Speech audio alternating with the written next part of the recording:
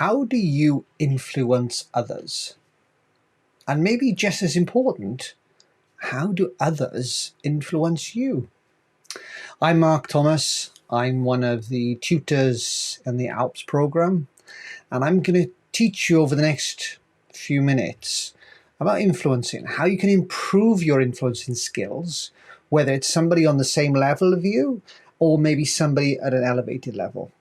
What can you do? What tweaks can you change that will help you become a better influencer? What would happen if somebody spoke to you in the language that you hear in? Now, it's a bizarre thing to say, I know, but sometimes we use certain words and certain phrases in a way because they're important to us. And if ever somebody speaks back to me in a way that I speak, then I actually get a greater connection with them. And what I find happens is that they can influence me a bit easier if I notice that we're speaking the same language. But sometimes I don't notice consciously, I notice unconsciously. So my unconscious mind picks it up. So let me share with you a few tasks that you can do that would help you become more effective as an influencer when you're speaking to someone. There are three areas to focus on within influence. One is your communication style, so the words you use and how you use those words. One is understanding what motivates other people, what drives them. If you can find out what motivates and drives them, what gets them up in the morning, then it's much easier for you to influence them than if you have no idea at all. If I'm motivated by money, and when we're talking you mention money, then I'm much more likely to do that. Conversely, if money doesn't motivate me, talking about money will give me no inspiration, will give me no get up and go. And for me, to be honest, if you start talking to me about money, I'll just turn off quite fast because money doesn't motivate me.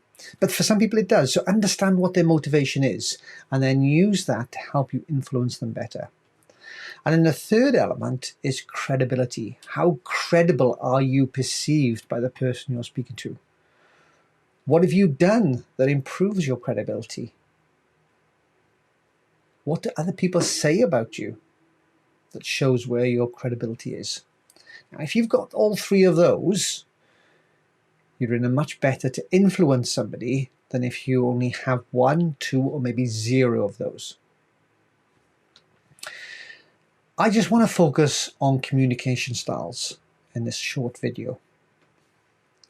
So if you think about communication styles, we are one of two people. We're either thinkers or we're doers. We're either introverts or we're extroverts. And I like to think as thinkers as more introverted and extroverts as more doers. So which one are you? Do you think and contemplate lots? Or are you somebody who speaks and as soon as you start speaking, that's when you start thinking? So that's one element to think about. So which side of the line are you? And the next element is then, are you somebody who is more task focused? So you focus on your tasks much more, you focus on people. Or are you somebody who's predominantly focused on people and less so on tasks? So what do you do first? You tend to, if you're in a team, do you tend to look at, okay, what are the tasks that need to be done? And then who do I have around me? Or do you think, who's around me? And then what tasks need to be done? So depending on where you fit, you'll either be left or right, up or down. Yeah. And let me give you some examples of people in this world who fit into those quadrants. If you think about somebody who is task focused and a doer, very much our current Prime Minister in the UK, Boris Johnson. Now, he does things as much as he can, very task focused. He tries to be people focused, but it doesn't come across that well. If you can compare him to Jacinda Ardern, the New Zealand Prime Minister, Now, she is very much a doer, but she's much more of a people person. If you just look at the way they interact and speak with people, there's much more warmth in Jacinda than there is with Boris. Yeah, Boris tries his hardest, and I think sometimes he tries too hard, whereas Jacinda, very much more of a warmer person, much more of a personal person. If we look at the left-hand side, two types of thinkers. We've got thinkers who are task-focused, and so they're thinking about what tasks need to be done. Bill Gates, founder of Microsoft, very much a task-orientated person, looks at what needs to be done and focuses on those individual components. He has a great team around him. It's about what can we do to drive this project forward. And then you look at the bottom, one of our current great orators. He is very much a people person and a thinker, past US President Barack Obama. As a speaker, he's fantastic, but again, he contemplates. His energy is a lot lower. If you compare him to the diagonal opposite, Boris Johnson, the energy is a lot lower.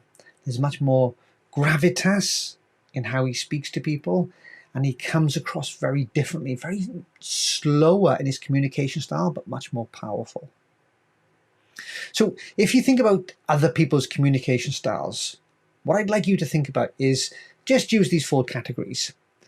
Are you speaking to Boris? Are you speaking to Jacinda? Are you speaking to Bill?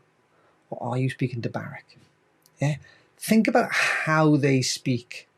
Think about how they phrase things, their speed, their tone, the words they use.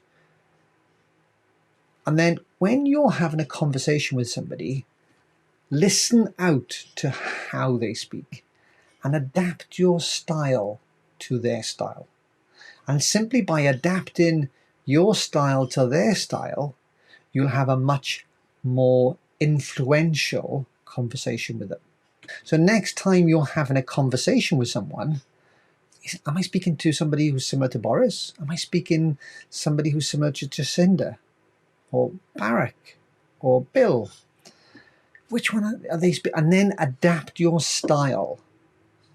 You will tend to find that Boris and Jacinda have much more vocal variety, much more naturally, they have much more vocal variety. Whereas Bill and Barack have a softer tone, have a slower voice. Yeah. So think about which one you are and then adapt your tone accordingly. What I like to think about is if I'm going to another country,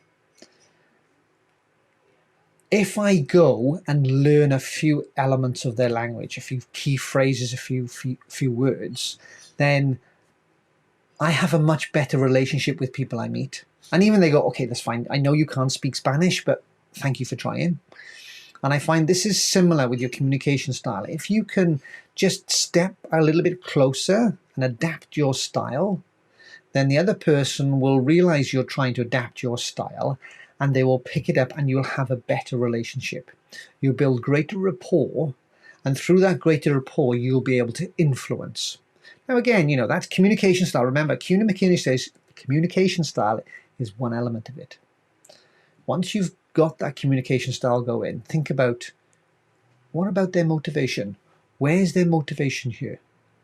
And how can you get a greater understanding of their motivation to help influence them in the direction that you want to take this conversation? Hopefully that's been helpful. We run a whole day's course on this, so if you're interested, come along and join us at ALPS and find out much more about how to influence your editorial board and the people around you.